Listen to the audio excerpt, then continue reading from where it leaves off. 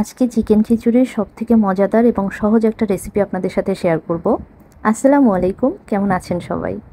এই খিচুড়িটা আম্মু যখন এসেছিল তখন বানিয়েছিলাম আর খেতে অনেক বেশি মজা হয়েছিল। তাই আমি ভাবলাম যে আমি আপনাদের সাথে রেসিপিটা শেয়ার করেই ফেলি। তো প্রথমেই আমি কিছু পেঁয়াজ বেরেস্তা করে নিচ্ছি। আর এখান থেকে অর্ধেকটা পেঁয়াজ বেরেস্তা আমি তুলে রাখবো পরে ইউজ করার জন্য। আর বাকি পেঁয়াজ বেরেস্তার ভিতরে হচ্ছে আমি পেঁয়াজ, তারপর রসুন, আদা একসাথে ব্লেন্ড করে নিয়েছি, সেটা দিয়ে দিচ্ছি।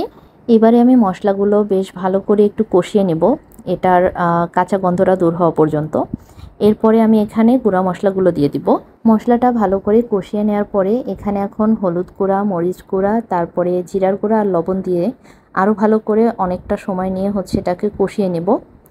আর এর মধ্যে এরপরে আমি হচ্ছে কিছু গোটা মশলা দিয়ে দিব। এখানে আমি 4 টুকরার মতো দারচিনি, তারপরে 4টা হচ্ছে ছোট এলাচ আর 3-4টার মতো লবঙ্গ দিয়ে দিলাম। এরপরে এখানে চিকেন দিয়ে দিচ্ছি। চিকেনটাকে আমি ভালো করে কষিয়ে নেব। চিকেনটা থেকে অনেকটা পানি বের হবে, তাতেই হয়তো আমার চিকেনটা সিদ্ধ হয়ে যাবে। যদি মনে হয় যে একটু পানি দরকার তখন আমি একটু পানি দিয়ে দিব। এই খিচুড়িটা আমার কাছে মনে হয় খুব সহজে, খুব অল্প সময়ে হয়ে যায়। আর এখানে খুব বেশি মশলারও দরকার হয় না, কিন্তু খেতে কিন্তু অনেক বেশি মজা হয়। আপনারা একবার ট্রাই করে দেখবেন, অনেক মজা হয়, আমি একদমই মিথ্যা বলতেছি না।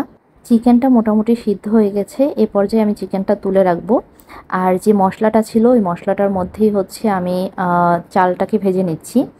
এখানে চালটা ভেজে নেওয়ার সময় আমি কিছুটা হচ্ছে হলুদ দিয়ে দিলাম, মানে চালে যতটা হলুদ দরকার ওই পরিমাণে আর কি হলুদটা দিয়ে দিলাম এখানে। এরপরে খুব ভালো করে হচ্ছে চালটাকে ভেজে নিতে হবে। চাল যত ভালো করে ভাজা হবে আপনার খিচুড়ি হচ্ছে ততই ঝরঝরা হবে।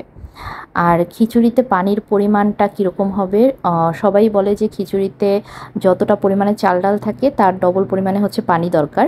তবে খিচুড়িতে পানির পরিমাণটা ঠিক রাখার পাশাপাশি আমি যেটা করি, চালটাতে হচ্ছে পানি দেওয়ার পরে পানিটা যখন চালের গা ছুঁই ছুঁই পর্যায়ে চলে আসে তখন হচ্ছে আমি এখানে লবণটা ব্যবহার করি।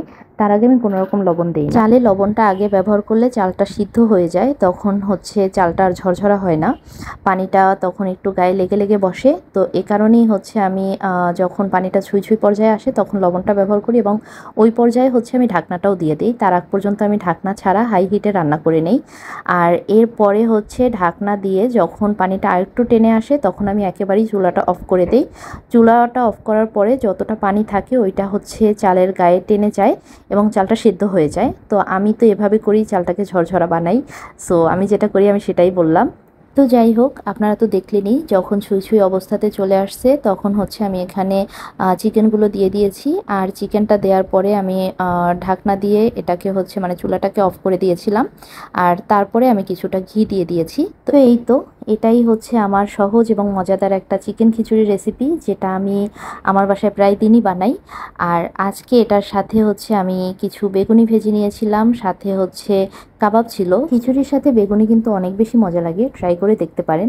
আজকের মতো তাহলে এখানেই বিদায় নিয়ে নিচ্ছি। ভিডিও ভালো লাগলে একটা লাইক, কমেন্ট করে দিবেন আর শেয়ার করে দিবেন। আল্লাহ হাফেজ।